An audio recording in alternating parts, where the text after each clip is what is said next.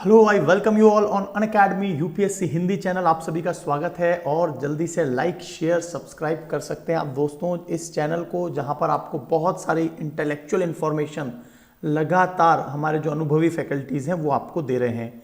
तो यहां पर हम लोग पार्ट 8 पर आ चुके हैं। क्लास 6 के बड़े बेसिक से समझ रहे हैं एक एक बात को, और मैं आपको ये भी इंपॉर्टेंस बताऊंगा आज की क्लास में कि आपको एनसीईआरटी बुक पढ़नी कैसे होती है, कैसे पढ़नी होती है, मतलब किसको स्किप करें, किसके ऊपर अंडरलाइन करिए, बहुत इंपॉर्टेंट बात है।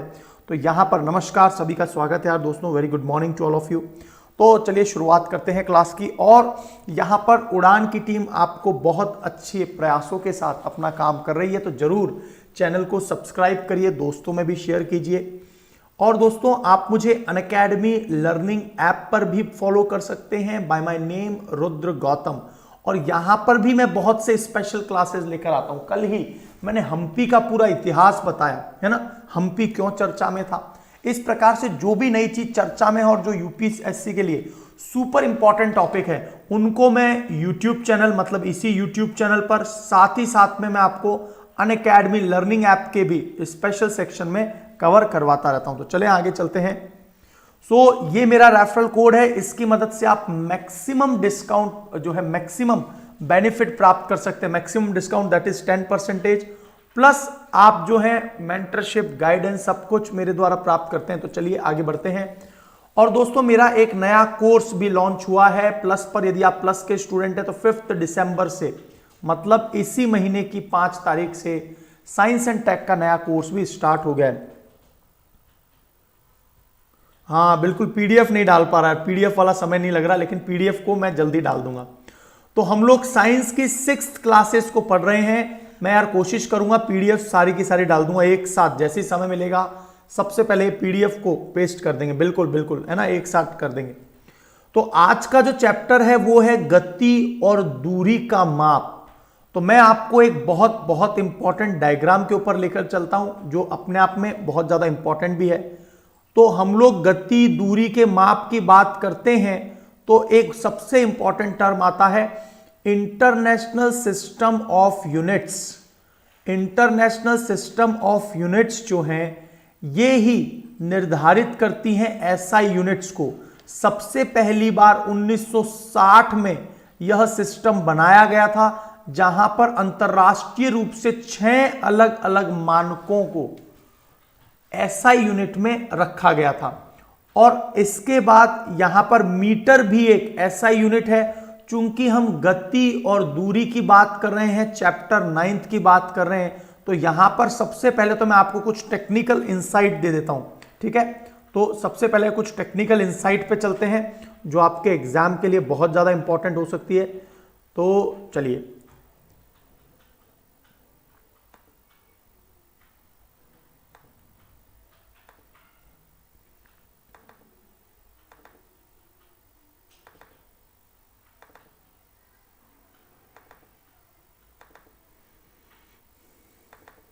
तो आपको यहां पर देखिए एसआई यूनिट की कुछ टेबल्स के बारे में हम लोग चर्चा करेंगे, लेकिन उससे पहले चर्चा कर लेते हैं कि ये स्टैंडर्ड्स आए कैसे थे। इन स्टैंडर्ड्स पे बात कर लेते हैं।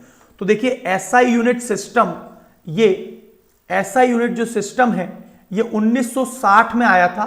और 11वीं जो general conference on weight and measures, GCWM, general conference on weight and measures, यहां पर 6 फंडामेंटल मूलभूत जो इकाइयां थी उनको लेकर आया गया। और 7वीं जो मूलभूत इकाई है जिसे आप मोल कहते हैं, है ना, कि किसी भी एक मोल में कितने एटॉम होते हैं, तो मोल की जो अवधारणा है वो 1971 में, है ना, हमने 7th फंडामेंटल यूनिट को अपनाया था, राइट। इसके अलावा कुछ और पॉइंट्स में देख लीजिए 1960 में, तो मोल आपको पता होना चाहिए। और यहां पर इन सभी की डेफिनेशन को पढ़ने के लिए एक बार हम लोग एक एक को पढ़ लेते हैं, क्योंकि ये सभी एग्जाम के लिए बहुत ज्यादा इंपॉर्टेंट है। तो एक एक पॉइंट को हम लोग पढ़ लेते हैं। तो सबसे पहले देखिए आपको यहां पर दिख रहा होगा कि जो समय है, समय का जो मापन करते हैं दोस्तों हम, वो करते हैं सीजियम।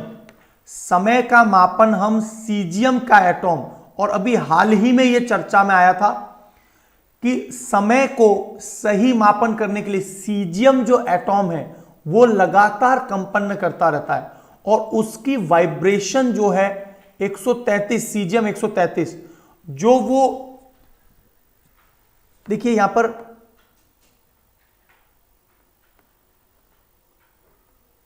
तो 9,19,26,31,777 इतने समय में, जो मतलब एक सेकंड में इतनी फ्रीक्वेंसी, इतनी हर्ट्ज इसकी फ्रीक्वेंसी होती है।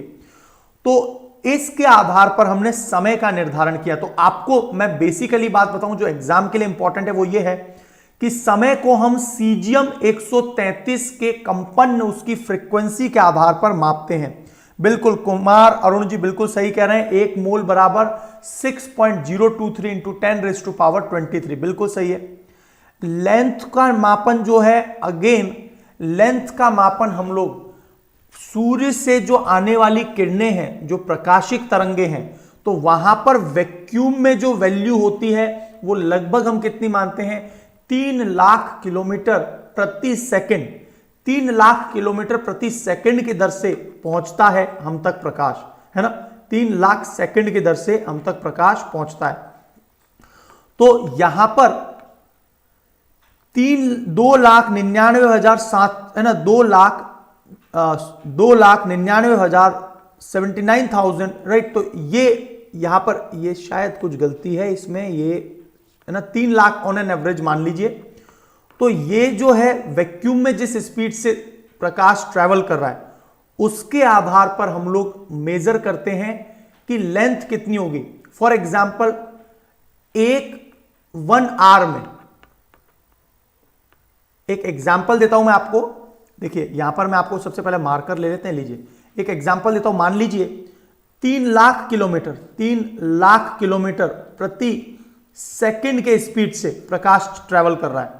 तो प्रकाश जब इस गति से ट्रैवल कर रहा है तो इसका मतलब 1 सेकंड का 3 लाखवां भाग ये अपने आप में 1 मीटर हुआ, क्योंकि 3 लाख मीटर आपको पता होगा प्रकाश 1 सेकंड में, है ना, 1 सेकंड में 3 × 10⁸ मीटर पर सेकंड की स्पीड से गति करता है। तो यदि हम उसको बट्टे में ले जाएंगे तो कुल मिला के बात यह है, वैक्यूम में स्पीड ऑफ लाइट के आधार पर हम लोग मेजर करते हैं लेंथ को। तो लेंथ को मेजर करने का तरीका यह है। किलोग्राम की हाल ही में क्या हुआ, डेफिनेशन को परिवर्तित कर दिया गया। यह सबसे इंपॉर्टेंट पॉइंट है करंट अफेयर के लिए। 2018 में किलोग्राम को डेफिनेशन परिवर्तित कर दी गई। और पहले क्या होता था, प्लैटिनम इरिडियम नाम का एक धातु है, उसका एक चैम्बर, उसका एक ब्रिक, एक तरह से कह लीजिए ईंट की तरह से, उसके आधार पर हम लोग किलोग्राम को मापा करते थे। और पूरी दुनिया में जो बाट वगैरह है वो प्लैटिनम इरिडियम धातु का बना हुआ एक ईंट के आधार पर हम लोग पता करते थे। लेकिन समय के साथ साथ इसमें जंग लगती जा रही है। और आपको पता है जब भी किसी चीज में रस्ट लगता है, जब भी किसी चीज में जंग लगता है, उस केस में उस पदार्थ का भार बढ़ जाता है। तो यदि अंतरराष्ट्रीय जो मानक है उसका यदि भार बढ़ रहा है तो फिर क्या उसको एक स्टैंडर्ड यूनिट कही जा सकती है? नहीं कही जा सकती। तब हमने क्या करा, प्लैंक कांस्टेंट के आधार पर, है ना, प्लैंक कांस्टेंट कितना होता है 6.626 इंटू 10⁻34, इसके आधार पर हमने क्या किया, किलोग्राम का। तो पहला पॉइंट आपका क्लियर हो गया, सीजियम 133 के आधार पर समय, टाइम, मीटर जो है speed of light, speed of light के आधार पर, है ना। और यहां पर समय तो वही सीजियम 133 के अणु से। तीसरा पॉइंट आता है किलोग्राम। तो किलोग्राम को हम प्लैंक कांस्टेंट के आधार पर, ये चेंज हो गया है प्लैंक कांस्टेंट, इसलिए बहुत ज्यादा इंपॉर्टेंट है प्लैंक कांस्टेंट। इसके बाद बात आ रही है इलेक्ट्रिक करंट। तो दोस्तों देखिए इलेक्ट्रिक करंट, यहां पर इलेक्ट्रिक करंट को बेसिकली हम लोग मेजर करते हैं जो इलेक्ट्रॉन का अपना इलेक्ट्रिक चार्ज होता है। इलेक्ट्रॉन का अपना इलेक्ट्रिक चार्ज कितना होता है, 1.6 इंटू 10⁻⁻19। उसको हम लोग कंडक्टेंस की यूनिट में, मतलब हम इलेक्ट्रिक चार्ज, इलेक्ट्रॉन पर जितना आवेश होता है एलिमेंट्री चार्ज, उसके आधार पर हम लोग निकालते हैं इलेक्ट्रिक करंट। तो 4 पॉइंट आपको क्लियर हो गए हैं। सीजियम 133 अणु की मदद से हम लोग समय, वैक्यूम में स्पीड ऑफ लाइट की मदद से हम लोग दूरी का मापन, इसके बाद पॉइंट आता है जो किलोग्राम है वो है प्लैंक कांस्टेंट के आधार पर हम लोग निकालते हैं, और ये स्टैंडर्ड यूनिट है, क्योंकि कोई भी एक ऑब्जेक्ट में जंग लग गया तो उसका भार कम या ज्यादा हो सकता है, लेकिन प्लैंक कांस्टेंट सदैव एक ही समान रहेगा, सार्वत्रिक रहेगा, यूनिवर्सल रहेगा, एक जैसा रहेगा। थर्मोडायनेमिक टेम्परेचर, और यहां पर हम लोग जो केल्विन है ना, यहां पर जो हम लोग केल्विन की बात करते हैं उसको हम लोग किस आधार पर निकालते हैं दोस्तों? बोल्ट्जमैन कांस्टेंट के आधार पर 1.38 इंटू 10⁻⁻23। तो याद रखना जो केल्विन है, कभी भी याद रखना degree centigrade is not the unit. यहां पर केल्विन जो इकाई है वो बोल्ट्जमैन कांस्टेंट के आधार पर, किलोग्राम को हम लोग प्लैंक कांस्टेंट के आधार पर, और सबसे अंतिम जो जोड़ा गया था वो जोड़ा गया था मोल। सबसे अंतिम जो जोड़ा गया था उसको किसको जोड़ा गया था? मोल को। और एक मोल में कितने परमाणु होते हैं? एक मोल में, किसी भी तत्व के एक मोल में 6.023 इंटू 10⁻23 है ना। ये मोलर अवधारणा, मोलैलिटी, ये मोलैलिटी आपने जरूर सुना होगा। तो मोल को सबसे अंत में, यदि आपसे पूछा जाए कि ये स्टैंडर्ड अंतरराष्ट्रीय मानक कब बने थे, तो बता देंगे आप लोग अंतरराष्ट्रीय मानक जो है 1960 में बने थे। उस समय पर जो 11वीं कॉन्फ्रेंस थी उसमें बने थे, और इसको 1960 में बना लिया गया था। लेकिन 7th जो स्टैंडर्ड यूनिट है वो मोल थी, और ल्यूमिनस इंटेंसिटी मतलब कि ज्योति तीव्रता, हिंदी में क्या बोलते हैं? ज्योति तीव्रता, है ना। परमाणु की संख्या वो मोल में निकाली जाती है, और ये वैल्यू बहुत ज्यादा इंपॉर्टेंट है। कैंडेला से हम लोग मापन करते हैं कि कोई भी प्रकाश, जैसे मेरे आसपास जो बल्ब जल रहे हैं तो उनमें कितनी जो है ल्यूमिनेंस, उनमें कितना प्रकाश निकल रहा है, तो वो ल्यूमिनेंस इंटेंसिटी कहलाता है। और ल्यूमिनस इंटेंसिटी को हम लोग जो मोनोक्रोमेटिक रेडिएशन है, मतलब जो एक वर्णी प्रकाश है, उसकी फ्रीक्वेंसी के आधार पर, मोनोक्रोमेटिक प्रकाश की आवृत्ति फ्रीक्वेंसी के आधार पर ल्यूमिनस इंटेंसिटी निकाली जाती है। आवोगाद्रो संख्या अपने आप में फिक्स है। Good morning to all of you. तो ये सारे पॉइंट्स आपको क्लियर हो गए होंगे। साथ ही साथ में एक जो इंपॉर्टेंट पॉइंट है वो यह कि international conference on weight and measures, ये आपको जरूर पता होना चाहिए। 11वीं general conference on weight and measures 1960 में पहली बार स्टैंडर्ड यूनिट जो है SI यूनिट्स उनको लाया गया था, और CGWM इंटरनेशनल जो general conference on weight and measures में इसे लाया गया था, राइट। तो ये सारे बेस हैं, और हमारी 7 जो है यूनिट्स हैं, और 2 अन्य यूनिट भी हैं जिन्हें क्या बोलते हैं हम लोग?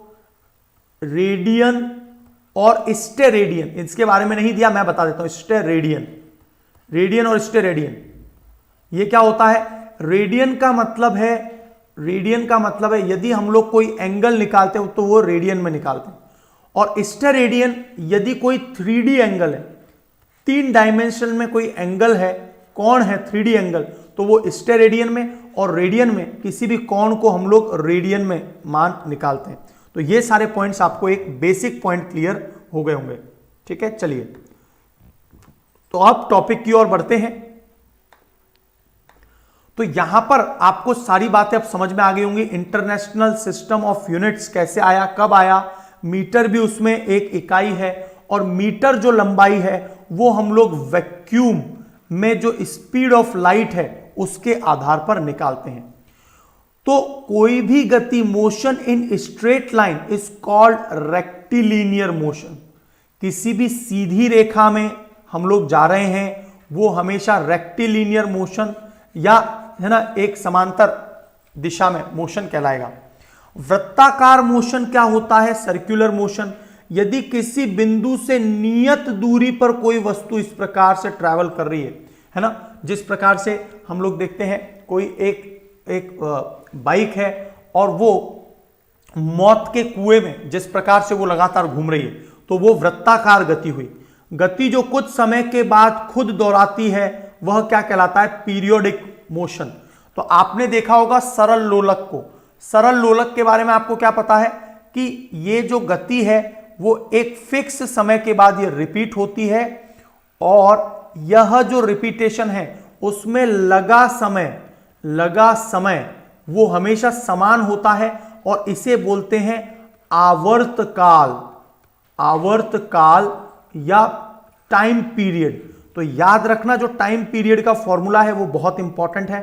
टाइम पीरियड जिसे हम लोग टी के रूप में भी रिप्रेजेंट करते हैं, इससे 2 pi under root L upon G। तो यहां पर याद रखना जो T है वो बराबर होता है, कितना समय लगा? 2 pi under root of L upon G। और यहां पर जो दोस्तों लेंथ है, लेंथ जिस बिंदु से ये बंधा हुआ है से लेकर इसका रेडियस भी, मतलब आप समझ गए, यदि कोई लोलक इस प्रकार है और ये बॉल है तो इसका जो लेंथ कहलाएगा वो ये तो कहलाएगा ही, डोरी जो बंधी हुई है, साथ ही साथ में इसका रेडियस इतना लेंथ माना जाएगा। तो इसे क्या कहते हैं? इसे कहते हैं L। और G क्या होता है? G आपको पता ही है, पृथ्वी का G इक्वल्स टू 9.8 मीटर पर सेकंड स्क्वायर। तो आपको यह फॉर्मूला जरूर याद रखना है क्योंकि इस पर बेस्ड बहुत सारी चीजें आपको पता होनी चाहिए। एकदम क्लियर। अब 9.8 मीटर पर सेकंड स्क्वायर, ये आपके लिए G। तो अब आप समझ जाइए कि जब भी कभी किसी भी वस्तु की लेंथ आवर्त गति कर रही है ना, हार्मोनिक मोशन इस प्रकार से आवर्त गति कर रही है, तो वह किस पर निर्भर करता है? वह कितनी लंबाई पर है। छोटा है तो आवर्तकाल कम होगा, बड़ा है तो टाइम पीरियड ज्यादा होगा। क्योंकि यहां पर आपको एक चीज दिखाई दे रही है, बहुत इंपॉर्टेंट बात है ये सभी। यहां पर आपको एक चीज दिखाई दे रही है कि T equals to 2 pi under root of L upon G। यहां पर T is directly proportional to under root of L and T is indirectly proportional to under root of G। मतलब यदि लेंथ बढ़ता है तो टाइम पीरियड भी बढ़ेगा, लेंथ कम होता है तो टाइम पीरियड भी कम होगा। तो यह पॉइंट आपके लिए बहुत ज्यादा इंपॉर्टेंट है। उसी प्रकार से यदि आवर्तकाल, मैं आपसे एक सामान्य प्रश्न पूछूं, चंद्रमा पर और पृथ्वी पर कहां पर आवर्तकाल ज्यादा होगा? आवर्तकाल ज्यादा होगा तो आप जरूर बता सकते हैं, क्योंकि जो टाइम पीरियड है, राइट, जो टाइम पीरियड है यहां पर G का मान पृथ्वी पर चंद्रमा की तुलना में 6 टाइम्स होता है। पृथ्वी पर ज्यादा है।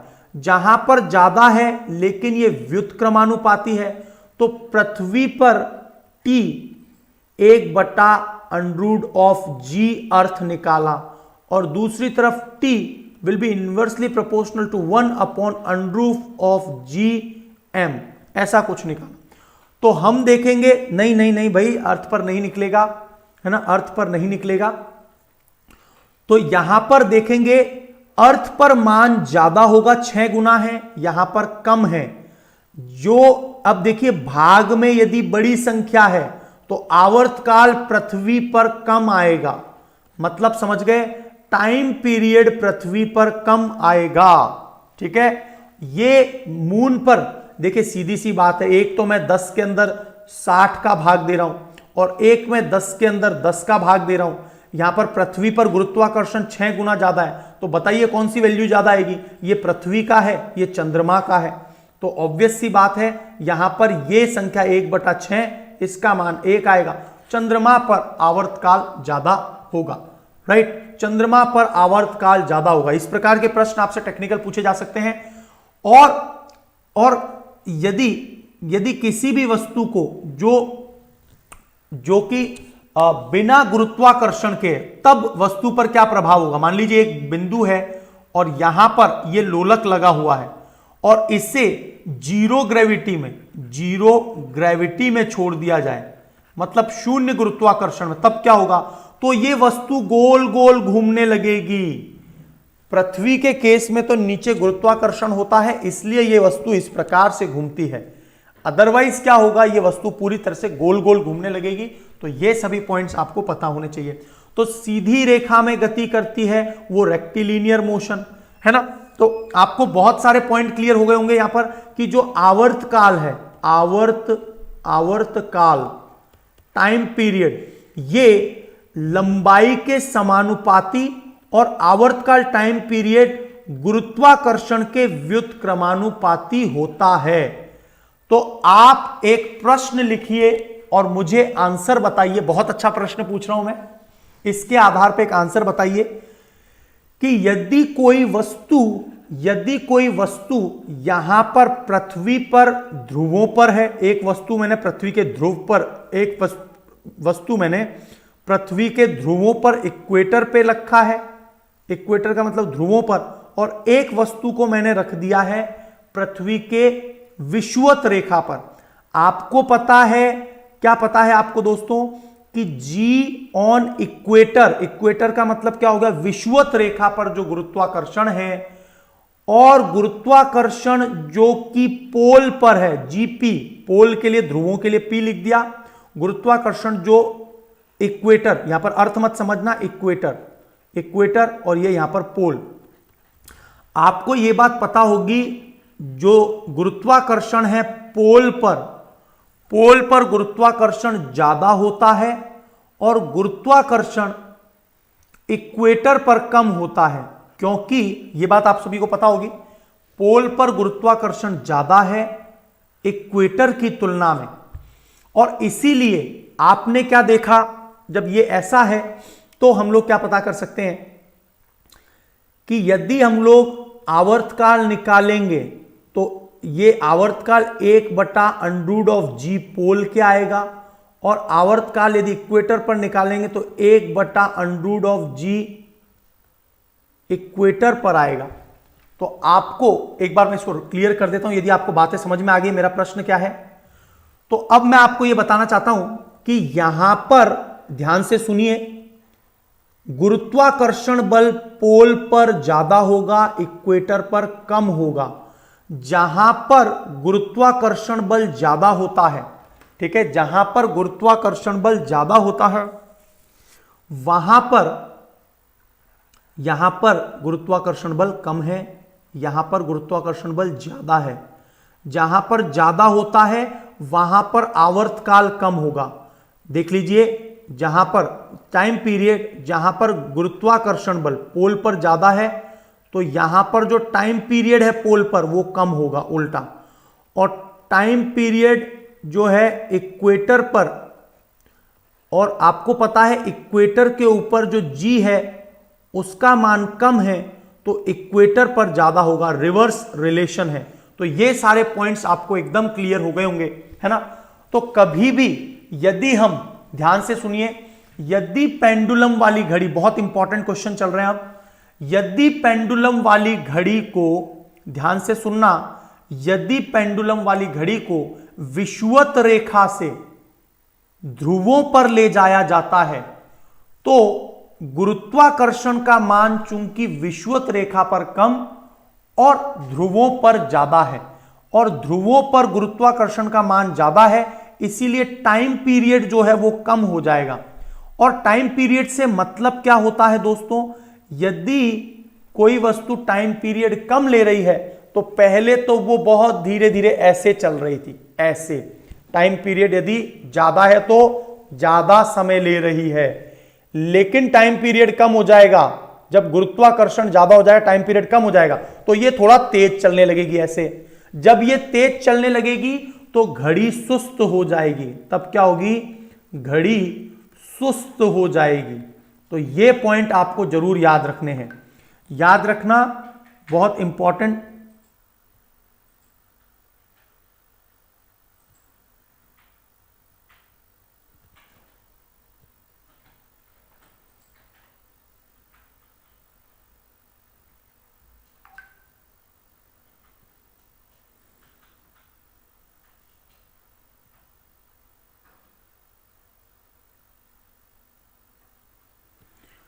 तो दोस्तों याद रखना, एकदम क्लियर हो गई होगी बात आपको।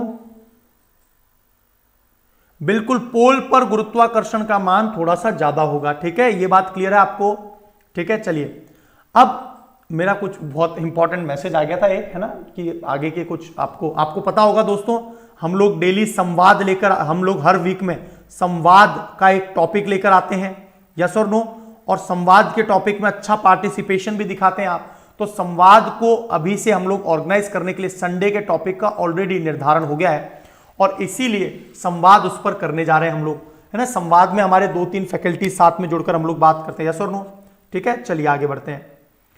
तो यहां पर आपको सारी बातें क्लियर हो गई होंगी। तो आपसे अलग अलग प्रश्न, अब बड़े ध्यान से प्रश्न सुनिए, ध्यान से सुनिए, यदि आपको कॉन्सेप्ट क्लियर हो गया है तो देखिए, गति के अंदर पोल की बात करें तो T का फॉर्मूला आपको एकदम क्लियर हो गया है। T equals to 2 pi under root L upon G। L उसकी लेंथ है, G गुरुत्वाकर्षण है। अब एक एक प्रश्न को समझते हैं। यदि किसी घड़ी को ध्रुवों से उठाकर, यदि किसी घड़ी को विषुवत रेखा इक्वेटर से उठाकर यदि पोल पर ले जाया जाएगा, मतलब यहां से उठाकर पेंडुलम वाली घड़ी को पोल पर लेकर जाया जाएगा, ध्रुवों पर लेकर जाया जाएगा, तो आप क्या देखते हैं, यहां पर गुरुत्वाकर्षण का मान बढ़ जाएगा पोल पर, तो टाइम पीरियड क्या हो जाएगा, कम हो जाएगा। और यदि समय कम हो जाएगा तो वो वस्तु तेजी से घूमने लगेगी। यदि वस्तु तेजी से घूमने लगेगी तो घड़ी तेज हो जाएगी। याद रखना, तब घड़ी क्या हो जाएगी, घड़ी तेज चलेगी, घड़ी तेज चलेगी। तो पहला पॉइंट क्लियर हो गया। यदि विषुवत रेखा से घड़ी को, पेंडुलम वाली घड़ी को पोल पर लेकर जाया जाएगा, गुरुत्वाकर्षण जो है बढ़ने के कारण, टाइम पीरियड के रिवर्स उल्टा कम होने के कारण, तेज चलने के कारण पेंडुलम घड़ी तेज चलेगी। पहला पॉइंट क्लियर। दूसरा पॉइंट आया इसका उल्टा हो, यदि पोल से ध्रुवों पर लेकर जाया जाएगा तो गुरुत्वाकर्षण बल कम होगा, गुरुत्वाकर्षण बल कम होगा तो ध्रुवों से जब पोल पर किसी घड़ी को ले जाया जाएगा तो घड़ी थोड़ी सी सुस्त हो जाएगी। वहीं यदि किसी घड़ी को मैं पृथ्वी से चंद्रमा पर ले जाता हूं तो आप क्या देखेंगे, चंद्रमा पर चूंकि G का मान कम है और G का मान कम हो जाएगा चंद्रमा पर, तो टाइम पीरियड बढ़ जाएगा, समय बढ़ जाएगा, समय बढ़ जाएगा तो घड़ी बहुत धीरे धीरे चलेगी। तो यदि पृथ्वी से किसी पेंडुलम वाली घड़ी को चंद्रमा पर ले जाया जाता है तो वो स्लो हो जाएगी, और यदि चंद्रमा से पृथ्वी पर किसी घड़ी को लेकर जाया जाता है तो वो घड़ी तेज हो जाएगी। एकदम क्लियर है। और इसके अलावा उसी घड़ी को यदि हम लोग बिल्कुल जीरो ग्रेविटी पर लेकर चले जाएं तब भी क्या होगा, तब वो पूरी तरह से गोल गोल घूमने लगेगी। तो ये कुछ पॉइंट्स आपको एकदम क्लियर हो गए होंगे। इसके अतिरिक्त मैं आपको एक और बात बताना चाहता हूं कि जब भी कभी, एक बात और ध्यान रखना, मान लीजिए ये कोई बॉब है, गर्मियों के दिनों में क्या होता है दोस्तों, चूंकि ये लोहे का या किसी धातु का बना होता है तो ये इसकी लंबाई बढ़ जाती है, पेंडुलम की लंबाई बढ़ जाती है, और पेंडुलम की लंबाई यदि बढ़ जाएगी, लेंथ यदि बढ़ जाएगा तो आवर्त काल बढ़ेगा। तो गर्मियों के दिनों में आवर्त काल बढ़ जाता है, इसीलिए पेंडुलम वाली घड़ी जो है स्लो हो जाती है। यह बात याद रखना, गर्मियों के दिनों में आवर्त काल बढ़ने के कारण पेंडुलम वाली घड़ी स्लो हो जाती है, जबकि सर्दियों के दिनों में पेंडुलम जो है उसका जो ऊष्मीय प्रसार गुणांक है, वो ऊष्मा कम मिलने की वजह से वो थोड़ा सा सिकुड़ने लगता है और उसकी लेंथ कम हो जाएगी तो घड़ी तेज चलेगी। तो ये सारे पॉइंट्स आपको याद रखने हैं। चलिए अब आगे बढ़ते हैं। तो आपको बहुत सारे पॉइंट्स मैंने आज क्लियर कर दिए हैं, है ना। वृत्ताकार गति में मैं आपको कुछ और पॉइंट भी ऐड कर देता हूं ताकि आपके कॉन्सेप्ट बिल्डअप हो जाए। देखिए, मान लीजिए ये कोई सर्कल है और मैंने वृत्ताकार गति किसको बोला? वृत्ताकार गति मैंने बोला कि जो एक निश्चित बिंदु से सदैव दूरी समान रहे वो वृत्ताकार गति है, ऐसा कुछ।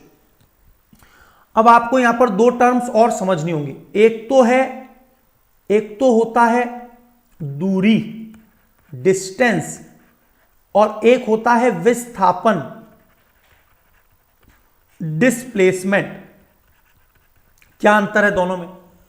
देखिए, यदि किसी व्यक्ति को बोला गया कि वो इस वृत्त के चारों ओर परिधि परिधि में घूमे, तो ये तो क्या कहला जाएगा? एक तरह से ये दूरी है। तो उसने कितनी दूरी तय की?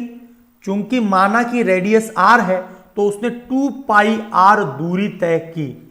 लेकिन यदि उससे पूछा जाए विस्थापन कितना तय किया, विस्थापन होता है दोस्तों, मान लीजिए कोई एक ये बिंदु है, मैं ऐसे गया, फिर मैं ऐसे गया, फिर मैं ऐसे गया, फिर मैं ऐसे गया, फिर मैं ऐसे आया, फिर ऐसे ये। अब मैं बोलूं विस्थापन कितना है, तो आप विस्थापन क्या बताएंगे? जो सीधी दूरी होती है जिसमें दिशा इंक्लूड होती है वही डिस्प्लेसमेंट या विस्थापन कहलाता है। तो यदि किसी सर्किल के चारों ओर कोई व्यक्ति पूर्ण एक चक्कर लगाता है और उस वृत्त की परिधि r है, तो उसने कुल कितनी दूरी तय की? 2 पाई r।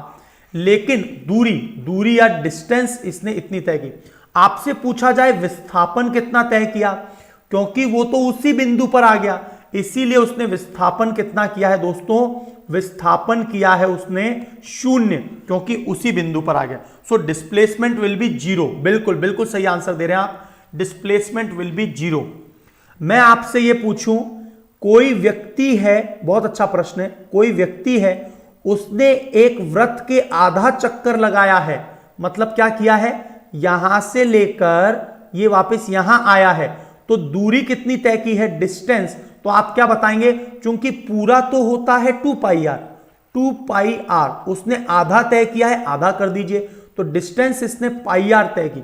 लेकिन विस्थापन कितना किया? डिस्प्लेसमेंट।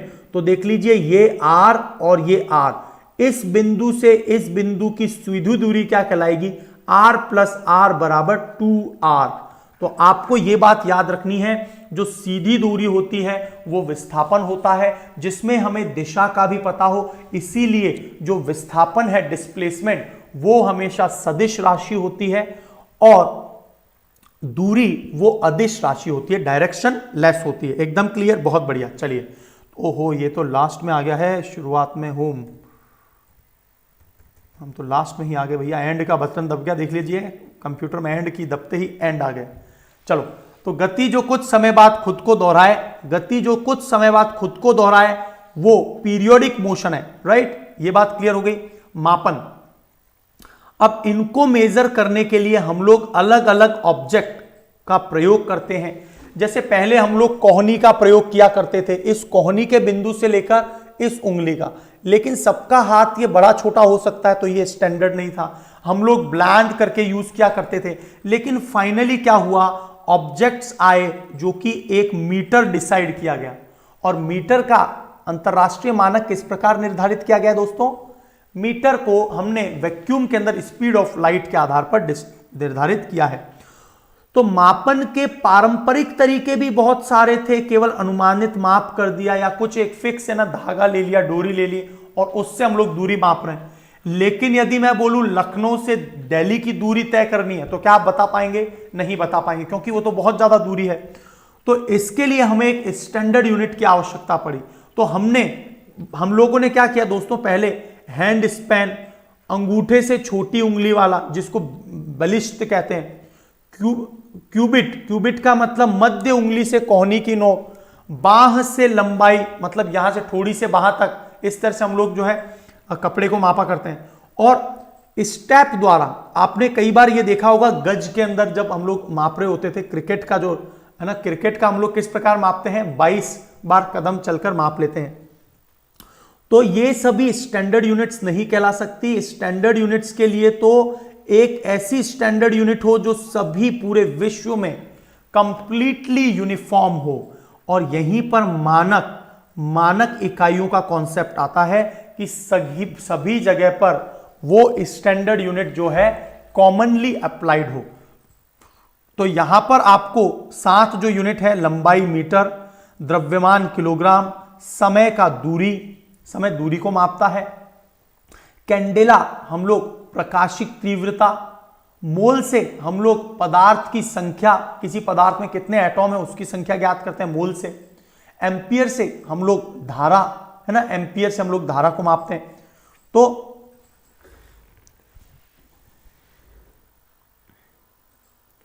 नहीं भाई, पेंडुलम वाली घड़ी कह सकते हैं। वैसे पेंडुलम को गैलीलियो ने खोजा, पेंडुलम तो बहुत पहले से चले आ रहे हैं यार, पेंडुलम, है ना, उन्होंने कॉन्सेप्ट जरूर दिया था, ऐसा नहीं कह सकते। गुरुत्वीय त्वरण, उन्होंने जी का मान और वो सब जरूर निकाला था, लेकिन पेंडुलम वाली तो घड़ियां पहले से ही चल रही थी।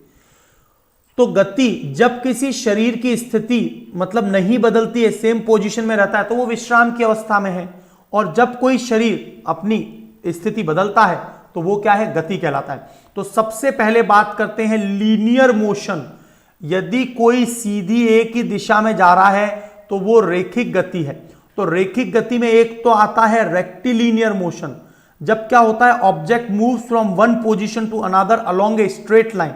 तो रेखिक गति में पहला तो क्या आ गया कि यदि एक सीधी रेखा के सापेक्ष यदि कोई चल रहा है तो वो रेक्टिलिनियर मोशन है। जब भी आप चींटियों को सीधा देखते हैं तो वो रेक्टिलिनियर मोशन है। और कर्वीलिनियर मोशन क्या होता है, वक्रीय गति। यदि कोई सर्कुलर में घुमावदार जगह पर कुछ चीज जा रही है, object moving along the curved lines, तो वो क्या कहलाता है, वक्रीय गति कहलाता है। रैंडम मोशन में क्या होता है कि कुछ भी पता नहीं है कहीं पर भी, जैसे तितली, भंवरे इत्यादि, तो वो यादृच्छिक है, स्थिति में दूसरी स्थिति में चली जाती है और अनियमित रूप से दिशा में परिवर्तन होता रहे इररेगुलरली, तो वो क्या कहलाती है, अनियमित या रैंडम गति।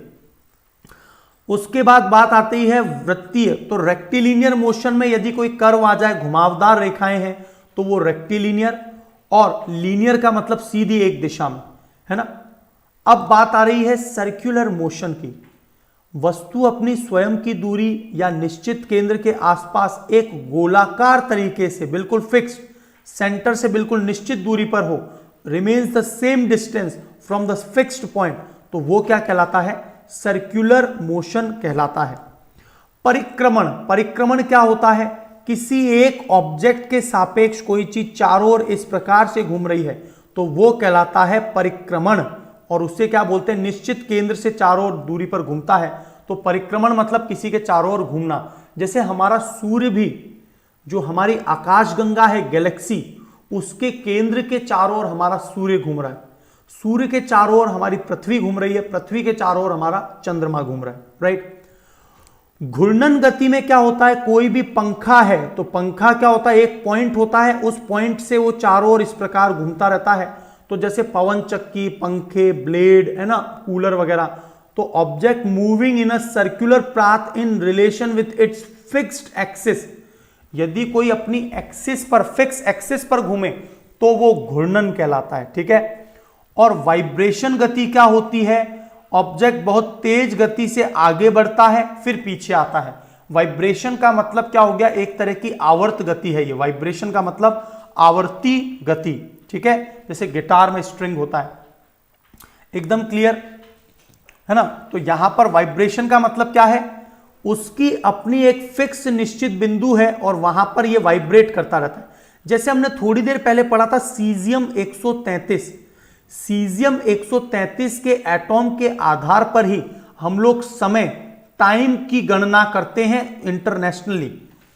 तो सीजियम कण अपने आप में जितने भी ऑब्जेक्ट है, बड़े ध्यान से एक बात सुनना, इस प्रकृति में जितने भी ऑब्जेक्ट हैं वो इस टेम्परेचर पर कंपन कर रहे हैं, एक बिंदु के सापेक्ष आगे पीछे गति कर रहे हैं। मेरी आवाज मेरे इस माइक तक जो जा रही है, मेरी आवाज मेरे इस माइक तक जो जा रही है, मेरे और इस माइक के बीच में जो वायु है उसके कण, जब मैं मेरा बल, मेरी जो आवाज निकल रही, वो कण कंपन्न होके इसकी दीवार पर टकरा रहे हैं और फाइनली ये आप तक पहुंच रहे हैं कम्युनिकेशन सिग्नल के माध्यम से। तो नॉर्मल टेम्परेचर पर कोई भी कण आप हमेशा कंपन करता रहता है। लेकिन बहुत से ऐसे कण हैं, पार्टिकल्स हैं जो 0 केल्विन का मतलब क्या होता है, -273.15 डिग्री सेंटीग्रेड। 0 केल्विन या -273.15, जिसे हम लोग -273 डिग्री सेंटीग्रेड बोलते हैं, 0 केल्विन। इस तापमान को हम लोग क्या बोलते हैं, इस तापमान को हम लोग कहते हैं परम शून्य ताप। और परम शून्य ताप पर जितने भी कण हैं वो कंपन करना बंद कर देते हैं, और इसीलिए सुपर कंडक्टिविटी, अति चालकता इसी टेम्परेचर पर होती है। आपने देखा होगा सुपर कंडक्टिविटी की मदद से हम लोग एमआरआईज, मैग्नेटिक रेजोनेंस इमेजिंग, इसके अलावा जितने भी ये जो मैगलेव ट्रेन्स हैं, बुलेट ट्रेन्स हैं, और अभी जो हाइपरलूप टेक्नोलॉजी है, उस सभी में जो सुपर कंडक्टिविटी का प्रयोग किया जा रहा है वो कैसे हो रहा है, चुंबकत्व, इतना ताकतवर चुंबकीय प्रभाव कैसे उत्पन्न किया जा रहा है। तो यहां पर इस 0 केल्विन पर बहुत सारी धातु जो है, और एक बार उनको ऊर्जा दे देते हैं तो चूंकि कंपन नहीं होता तो किसी भी परिस्थिति में उस धारा में रेजिस्टेंस नहीं बनता। दोस्तों ध्यान से सुनिए, हमारी जब भी करंट या धारा किसी भी तार में बह रही होती है तो इस रूम टेम्परेचर पर सभी जो कण हैं, पार्टिकल हैं उस तार के, वो कंपन करते रहते हैं। तो जो इलेक्ट्रॉन का फ्लो है, द फ्लो ऑफ इलेक्ट्रॉन, उसके लिए उन कणों के कंपन जो उस तार में हैं, मान लीजिए किसी भी मेटल का है, कॉपर का है, तो वो कंपन करते रहते हैं और वो बैरियर का काम करते हैं। लेकिन यदि मान लीजिए ये कण कंपन ही ना करें तो इलेक्ट्रॉन एक सुव्यवस्थित धारा में बहते चले जाएंगे, और हमने यदि एक बार ऊर्जा बना ली, once we had created the energy, it will never destroy, and this concept can only be applicable when we will use the things in super conductive temperature. तो मेरी बात क्लियर हुई आपको? सुपर कंडक्टिव टेम्परेचर क्या होता है, जहां पर अनंत ऊर्जा प्राप्त की जा सकती है, क्योंकि वो कण वाइब्रेट नहीं करते हैं, और जब कण वाइब्रेट नहीं करेंगे तो इलेक्ट्रॉन फ्लो होता जाएगा, और हमने यदि 100 किलोवाट ऊर्जा पैदा की वो कभी खत्म नहीं होगी, क्योंकि सभी जितनी डिवाइसेस हैं उनका अपना एक क्या होता है, रेजिस्टेंस होता है। इनमें रेजिस्टेंस होगा ही नहीं तो भविष्य में तो हमारा जो एमआरआई है, हमारी जो मैगलेव ट्रेन्स हैं, हमारी जो not metro, maglev trains, bullet trains और हाइपरलूप जो आया, तो वो इसी पर काम करता है। तो कण भी अपनी एक पोजीशन पर वाइब्रेट करते हैं, वाइब्रेटरी गति कहते हैं, इसी में सीजियम के आधार पर, ठीक है, इसी में सीजियम के आधार पर, ठीक है, ये बात क्लियर हो गई। So object moves to fro and, ठीक है, चलिए आगे बात करते हैं। पीरियोडिक मोशन क्या होता है? पीरियोडिक मोशन का मतलब होता है कि कोई भी वस्तु दोलन कर रही है और एक निश्चित समय में वो रिपीट करेगा। तो पीरियोडिक मोशन में तो ये दोनों डिफरेंस याद रखना। अभी मैं आपसे प्रश्न पूछने वाला हूं। वाइब्रेटरी का मतलब तो कोई गति आगे बढ़ता है वाइब्रेशन के साथ में, ठीक है। Object flow very fast. चलो, पीरियोडिक मोशन में क्या है, एक ही पथ पर समान गति पर वो दोलन करता रहे, और जैसे दिल की धड़कन है, घड़ी का पेंडुलम है, ये पीरियोडिक मोशन करते हैं। इसके बाद में बात आ रही है गैर आवधिक गति, non periodic motion. Object do not repeat motion at the regular interval.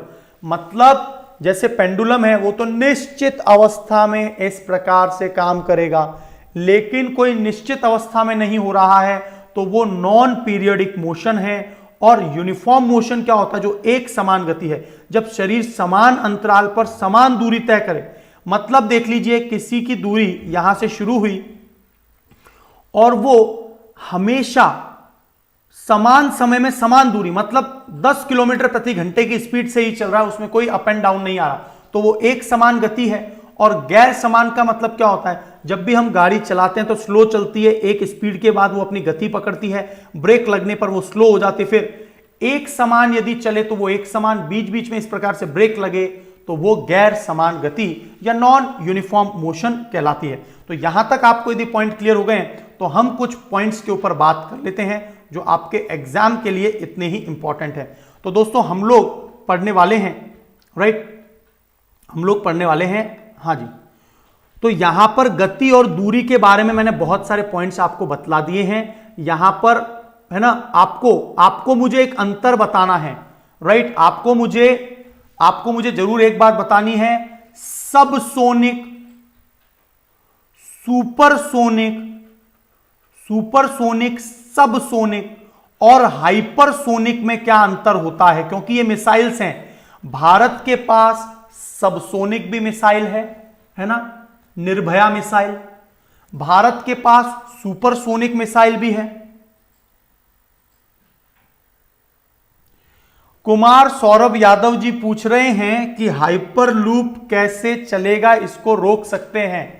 Dedicated hyperloop का मेरे नाम से वीडियो अवेलेबल है इसी चैनल पर, आप उसको पूरा डिटेल्ड में देखिए, क्योंकि अभी हाल ही में 165 किलोमीटर प्रति घंटे की स्पीड से 500 मीटर की दूरी पर अमेरिका के अंदर लास वेगास के पास एक जगह पर है ना, वहां पर एक कंपनी ने इसका ट्रायल किया और सफल भी रहे, राइट। तो आप एक बार वीडियो देखिए, हाइपरलूप का वीडियो अवेलेबल है, बहुत स्पेशल वीडियो सारे अवेलेबल है मेरे, है ना, इसी चैनल पर।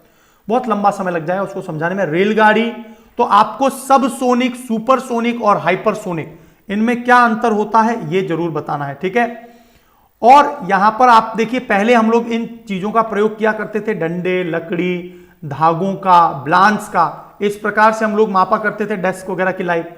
लेकिन हमें किसी भी अज्ञात राशि को ज्ञात करने के लिए एक निश्चित राशि वाला मात्रक की एक यूनिट की आवश्यकता होती है, और यहीं पर एसआई यूनिट्स आई थी 1960 में, राइट। तो मानक के लिए हम लोग अब प्रॉपर 1 मीटर में कितने सेंटीमीटर होते हैं दोस्तों, 100 सेंटीमीटर, और 1 सेंटीमीटर में 10 मिलीमीटर होते हैं, और 1 किलोमीटर में 1000 मीटर होते हैं। ये सारे पॉइंट्स आपको पता होंगे।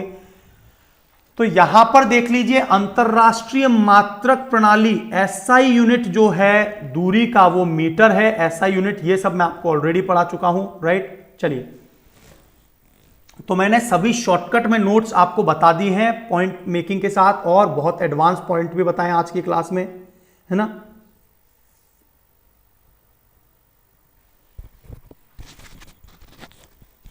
बिल्कुल सही बता रहे हैं, कुमार सौरभ जी बोल रहे हैं, बिल्कुल, बहुत बढ़िया। चलो एक आंसर तो सही आ गया है। सबसोनिक, सबसोनिक का मतलब होता है एक मैक, आपको मैक याद रखना है, एक मैक से जो कम स्पीड तय करता है ना, किलोमीटर प्रति घंटे। तो यहां पर मैं बता दूं 1 मैक इक्वल्स टू होता कितना है, 1 मैक बराबर 1234, ये याद रखना, 1234 किलोमीटर प्रति घंटे, है ना। 1 मैक कितने के बराबर होता है, 1234 किलोमीटर प्रति घंटे के बराबर होता है। तो कोई भी ऑब्जेक्ट मान लीजिए 1000 किलोमीटर प्रति घंटे की स्पीड से चल रहा है, तो वो किस में आएगा दोस्तों, सबसोनिक में, क्योंकि 1 मैक से वो कम है। पहला पॉइंट क्लियर हो गया आपको, तो 1 मैक से वो कम है, 1000 किलोमीटर प्रति घंटे के। दूसरा पॉइंट आ रहा है यहां पर, दूसरे पॉइंट पर बात कर लेते हैं, दूसरे पॉइंट पर बात कर लेते हैं। देखिए,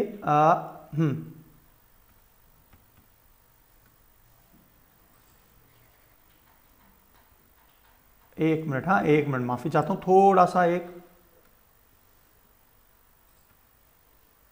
चलिए, ओके।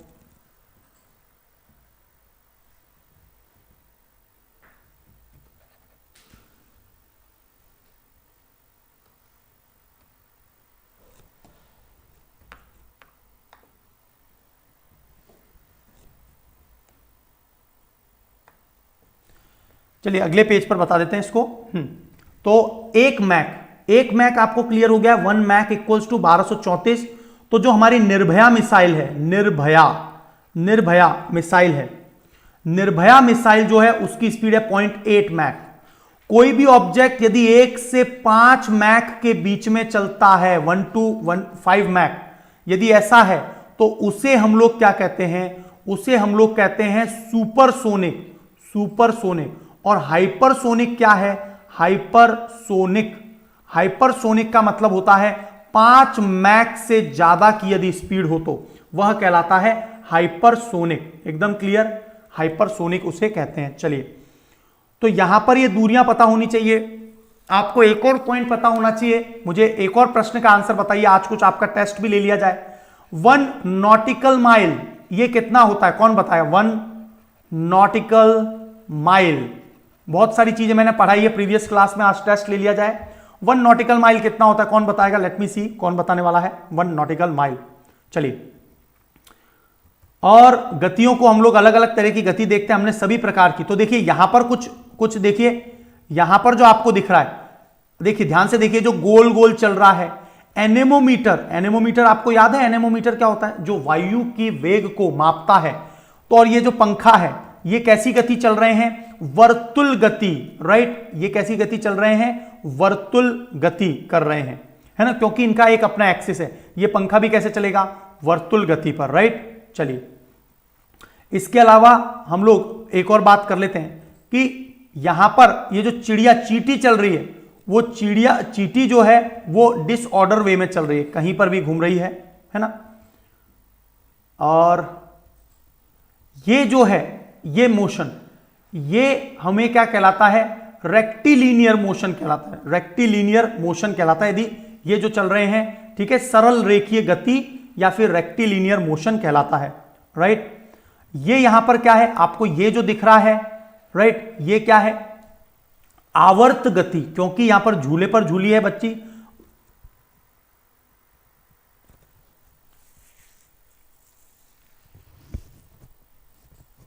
दोस्त एक बार मुकेश कुमार जी एक बार कंफर्म करिए, 1875 है या 1852 है? 1875 है या 1852 है? नो नो नो, एक बार कंफर्म कीजिए। 1875 होगा आई थिंक, है ना। चलिए, 1875 मीटर। एक लोलक क्या है? जो आवर्ती गति करता है, जैसे घंटा भी, ये भी क्या है? आवर्त गति। और ये क्या कर रहा है बताइए, ये क्या कर रहा होगा? ये वाइब्रेशन कर रहा है ना। वाइब्रेशन हमने आपको बताया था, वाइब्रेशन के बारे में देख लीजिए। यहां पर वाइब्रेशन, वाइब्रेटरी गति जो करता है वाइब्रेशन, वो ढोलक करेगा। ढोलक हमेशा वाइब्रेशन गति करेगा, आवर्ती गति। तो आपको हिंदी में क्लियर हो गया, कोई भी घंटा बज रहा है या फिर कोई ढोलक बज रहा है या फिर हम लोग कोई गिटार बजा रहे हैं, तो वो क्या कहलाता है ना। ठीक है, नमस्कार सभी का स्वागत है यार। तो ध्यान से सुनिए, झूले में झूलता हुआ बच्चा जो गति कर रहा है वो भी आवर्त गति है, घंटे वाली भी आवर्त गति है, राइट, ढोलक वाली भी, क्योंकि वो है ना। और यहां पर वाइब्रेशन है, जबकि जो झूले में झूलने वाला है वो आवर्त है। चलिए, तो हम लोग कुछ पॉइंट्स को पढ़ लेते हैं। आपको वर्तुल गति एकदम क्लियर हो गई होगी। वर्तुल गति जैसे फैन की, पंखे की, दूरी क्लियर है, मापन क्लियर है, गति क्लियर है। आवर्ती गति क्लियर है। आवर्ती के अंदर एक तो हो गया वाइब्रेशन, और दूसरा होता है जो बॉब का, जो बिल्कुल फिक्स समय पर रिपीट करता है ना। बिल्कुल ठीक है, 1.852 किलोमीटर, ठीक है, 1.852 किलोमीटर ये नॉटिकल माइल है। ठीक है, चलिए, बिल्कुल ठीक है। अब देखिए यहां पर कुछ बात पढ़ लेते हैं। तो आपको सबसोनिक, आज की क्लास में बहुत सारी बातें आपको पता चली हैं, सबसोनिक, सुपरसोनिक, हाइपरसोनिक। इसके अलावा मैंने आपको यह भी बताया कि गति के आधार पर हम लोग जो आवर्त गति है उसमें यदि गुरुत्वाकर्षण बल का प्रभाव हुआ या लेंथ कम ज्यादा हो गई सरल लोलक की, तो कितना परिवर्तन आता है उसके आवर्तकाल में, क्योंकि यही आवर्तकाल पेंडुलम वाली घड़ी की गति को भी निर्धारित करता है। ये सारे पॉइंट्स मैंने बता दिए। दोलन गति, बिल्कुल उसे दोलन गति कहते हैं, है ना, दोलन। तो ये जो है ये ऑसिलेशन, बिल्कुल सही है, ऑसिलेशन। इंग्लिश में क्या कहते हैं? दोलन गति को ऑसिलेशन कहा जाता है। तो एक स्थान से दूसरे स्थान पर जाने के लिए हम लोग परिवहन संसाधनों का प्रयोग करते हैं। एसआई यूनिट क्या है? मीटर है, यहां पर मीटर है। सरल रेखा के अनुदिश कोई जाता है वो सरल रेखीय रेक्टिलिनियर मोशन है ना। कर्विलिनियर मोशन क्या होता है? जब भी कोई गाड़ी ऐसे गई और कर्व ले रहे, वो कर्विलिनियर मोशन है। वर्तुल गति में कोई वस्तु इस प्रकार गति करती है कि नियत बिंदु से हमेशा उसकी दूरी समान रहे, तो वो वर्तुल गति है। यस और नो, है ना, वर्तुल गति, राइट। और आवर्ती गति क्या होती है? आवर्ती गति का मतलब जो बार बार आवर्त दोहराए जाएं, ये आवर्ती गति है। इसमें वाइब्रेशन भी हो सकता है। तो 1 मीटर में आप बताइए कितने सेंटीमीटर होते हैं? 1 मीटर में 100 सेंटीमीटर। 5 किलोमीटर में कुल कितने मीटर होंगे दोस्तों? 5000 होंगे, क्योंकि 1 किलोमीटर में 1000 मीटर होते हैं। झूले पर यदि कोई बच्चा यदि झूला झूल रहा है तो या तो उसे क्या कह दिया जाएगा? दोलन, दोलन, ऑसिलेशन, या फिर हम उसे और भाषा में क्या कह सकते हैं? आवर्ती गति, राइट, आवर्ती गति कहेंगे।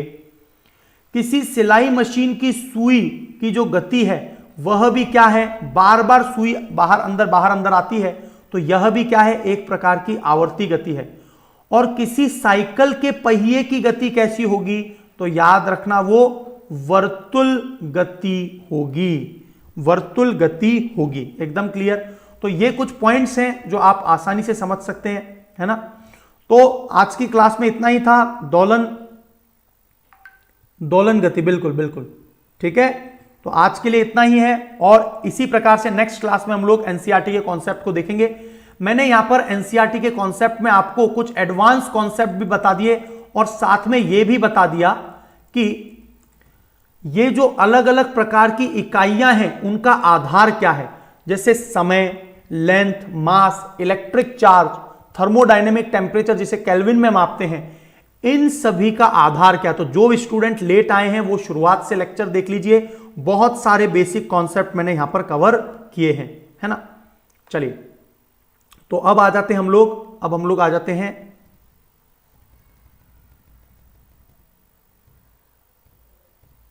तो दोस्तों, यदि आप एक सीरियस एस्पायरेंट हैं तो आपको मुझे अनअकैडमी लर्निंग ऐप पर भी फॉलो कर लीजिए। वहां पर भी मेरे बहुत सारे स्पेशल सेक्शन आते हैं, है ना। वहां पर भी, है ना, वर्तुल का मतलब ही घुमाना, बिल्कुल। फोन वाइब्रेशन में वो वाइब्रेशन मोड ही कहला रहा है, क्योंकि वो आगे पीछे मूव कर रहा है ना, वाइब्रेटर्स होते हैं उनमें। तो दोस्तों, आप मेरी स्पेशल क्लास और एनवायरमेंट एंड इकोलॉजी का कंप्लीट सिलेबस चल रहा है। अब तक 23 लेक्चर्स मेरे हो चुके हैं। इस एनवायरमेंट इकोलॉजी क्लास को मैं पूरे 100 लेक्चर्स तक लेकर जाऊंगा।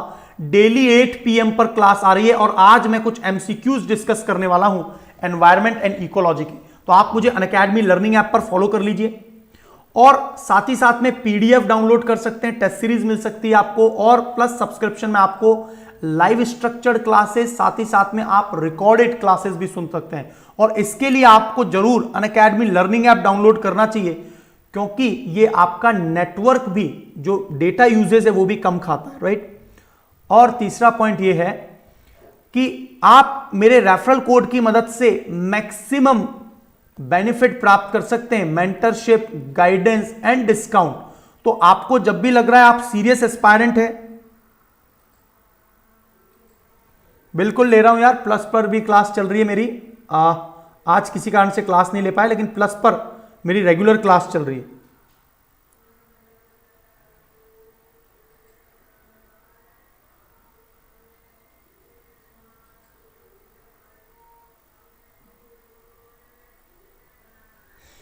ठीक है, तो चलिए, यहां पर RP Sir 10 ये मेरा रेफरल कोड है, इसकी मदद से आप एनरोल कर सकते हैं। ऑप्शनल, GS और आइकॉनिक में आपको डेडिकेटेड पर्सनल कोच मिलते हैं, और उनकी मदद से, है ना, उनकी मदद से आप अपने आंसर राइटिंग को इंप्रूव कर सकते हैं। तो 1750 मार्क्स का जो मैक्सिमम सेक्शन है, देखिए हमारा सबसे बड़ा दिक्कत क्या है कि हम लोग आंसर राइटिंग की तैयारी नहीं करते।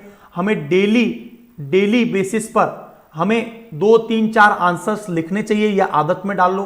करंट अफेयर के टॉपिक्स को, जो सिलेबस कॉन्सेप्ट के टॉपिक है, उनसे लिंक करके आपको आंसर्स लिखने चाहिए। ऐसे राइटिंग के आपको वीक में 2 ऐसे, बिल्कुल 2 ऐसे वीक में आपको लिखने चाहिए। एथिक्स, इंटीग्रिटी के आंसर लिखिए आप। और कई बार क्या होता है, हम लोग जो है आंसर राइटिंग्स, जो भी कैंडिडेट है, जैसे जो सफल कैंडिडेट है, उनकी कॉपी करके और उनके जैसे आंसर लिखने की कोशिश करते हैं। तो कहीं ना कहीं हमारी जो मौलिकता है वो खत्म हो जाती है। तो आंसर राइटिंग यदि आप नहीं लिख रहे हैं, केवल आप पढ़ते चले जा रहे हैं, सुनते चले जा रहे हैं, उससे कोई मतलब नहीं है। आप मैक्सिमम चीजों को कवर करके अपने आंसर राइटिंग में भी इसे कवर कीजिए, राइट, है ना। चलिए, तो यहां तक सारी बात क्लियर हो गई होगी। तो आपको जब भी लगे आप एक सीरियसली प्रिपरेशन करना चाहते हैं, हंड्रेड्स ऑफ फैकल्टीज की मदद से आप जो है अनअकैडमी पर ऐसा सेक्शन है कि आप बहुत से मल्टीपल फैकल्टी से मल्टीपल सब्जेक्ट पढ़ सकते हैं, जिससे आपके कॉन्सेप्ट क्लियर हो उनसे सुन सकते हैं ना। तो आपको जब भी लगे मैक्सिमम जो बेनिफिट है you will gain by my referral code, और आप मुझसे बात भी कर सकते हैं। सब्सक्रिप्शन लेने से पहले आप मुझे अनअकैडमी लर्निंग ऐप पर मैसेज करके भी पूछ सकते हैं, यदि आप एक सीरियसली प्रिपरेशन करना चाहते हैं, एक जेन्युइन अटेम्प्ट देना चाहते हैं 2021-22 का, आपको अभी से जुड़ जाना चाहिए। आपको अपने गार्जियन से बात करनी चाहिए दोस्तों, और वो जरूर आपको पॉजिटिवली यस ही बोलेंगे, क्योंकि एग्जाम की तैयारी करनी बहुत बड़ा लक्ष्य है, तो उसके लिए बहुत से लोग हमसे आगे हैं। तो कहीं ना कहीं हमें अपनी स्ट्रेटेजी को, और हमारे साथ में सभी चीजें बिल्कुल हैंडी हो, सब कुछ हमारे पास हो, तभी कुछ सफलता में हम, है ना, एक्सेस सफलता को बहुत तेजी से प्राप्त कर पाएंगे। यस और no. So thank you very much, आज के लिए इतना ही था, और कल मिलेंगे इसी समय इसी वक्त 11 AM पर, राइट। और मेरे स्पेशल लेक्चर से दोस्तों उसे भी देख लीजिए आप, बहुत अच्छे अच्छे स्पेशल लेक्चर्स आ रहे हैं। सो थैंक यू वेरी मच।